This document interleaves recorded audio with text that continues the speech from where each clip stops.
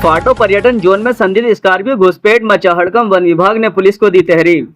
फाटो पर्यटन जोन में बिना अनुमति संदिग्ध वाहन घुसने से हड़कंप मच गया। पुलिस ने वाहन चालक की तलाश शुरू की।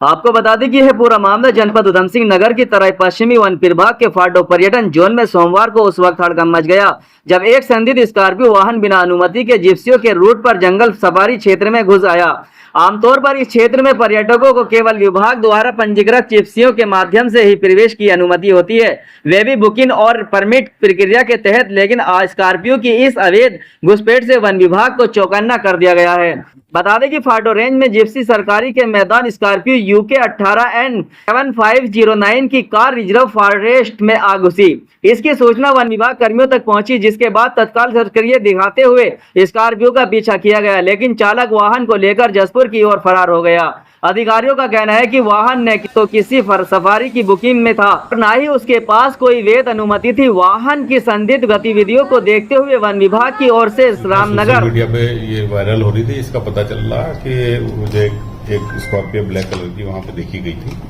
तो उसके बारे में संबंधित वन क्षेत्राधिकारी से पता किया गया, तो उनके द्वारा बताया गया कि वास्तव में एक स्कॉर्पियो गई थी अंदर, लेकिन वो जैसे ही उसका स्टाफ को पता लगा, उन्होंने स्टाफ ने उसको बाहर कर दिया और उसके विरुद्ध जो है S2 केस जारी कर दिया गया है और उसके साथ ही साथ उसके विरुद्ध पुलिस थाने में तहरीर भी दे दी गई है और इलीगल ट्रेसपास का उस केस में हमने मामला दर्ज कर दिया है।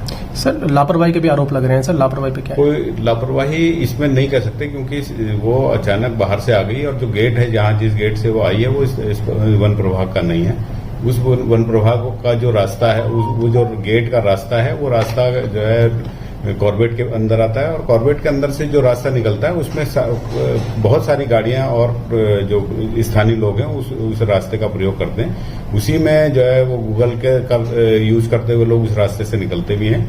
उसको वो रास्ता बंद नहीं किया गया है, वो खुला हुआ रास्ता है। उसको जो जंगल के अंदर रहने वाले गुजर जो लोग निवासी हैं, वो सब उसी का यूज करते हैं, तो उसी रास्ते के थ्रू कोई भी आ सकता है, आ गया। लेकिन यह है कि हाँ, वो उसको बाद में जब उसको हमारी टीम द्वारा पकड़ लिया गया और पकड़ करके उससे पूछताछ की गई, तो उसके द्वारा कहा गया कि मेरे से गलती से मैं आ गया हूँ यहाँ पे, मुझे नहीं मालूम था कि इस तरीके का इसमें प्राइवेट गाड़ी लेकर के आना मना है, तो वो उसके विरुद्ध केस दर्ज हो गया है। पुलिस में भी केस दर्ज हो गया।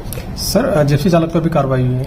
हाँ, लेकिन ये जो सबसे अहम सवाल ये है कि जो संबंधित हमारे जिनके द्वारा ये वीडियो बनाया गया और उनको जो हमारा जिप्सी ड्राइवर है या गाइड है, उनको सबसे सर्वप्रथम इसकी सूचना हमको देनी चाहिए थी, तो उनके द्वारा सूचना प्रशासन को न दे करके सीधे सोशल मीडिया में वायरल की गई है। इसके लिए जो उनके द्वारा जो नियमों का उल्लंघन किया गया है अपने गाइड का और उसका, वो उसके विरुद्ध भी कार्रवाई। रामनगर कोतवाली में लिखित शिकायत दी गई है। बता दें कि वहीं डीएफओ प्रकाश आर्य डीएफओ ने पुष्टि करते हुए बताया कि आरोपी की पहचान कर ली गई है और उनके खिलाफ केस दर्ज कर पुलिस को नामजद तहरीर दी गई है। हालांकि उन्होंने इसको गंभीर सुरक्षा चूक नहीं मानी है, लेकिन बड़ी सवाल यह उठता है कि इस तरह गतिविधियां रिजर्व फॉरेस्ट के लिए सही नहीं है, क्योंकि संरक्षित वन क्षेत्र में इस तरह की संदिग्ध गतिविधियों से न केवल वन जीव की सुरक्षा को खतरा होता है, बल्कि पर्यटकों की जान भी जोखिम में पड़ सकती है। तो रामनगर सुमित पांडे ने जानकारी देते हुए बताया कि इस मामले की जांच की जा रही है और मेरे द्वारा भी इन्हें निर्देशित किया गया है, जल्द से जल्द आरोपियों को पकड़कर गिरफ्तार किया जाएगा।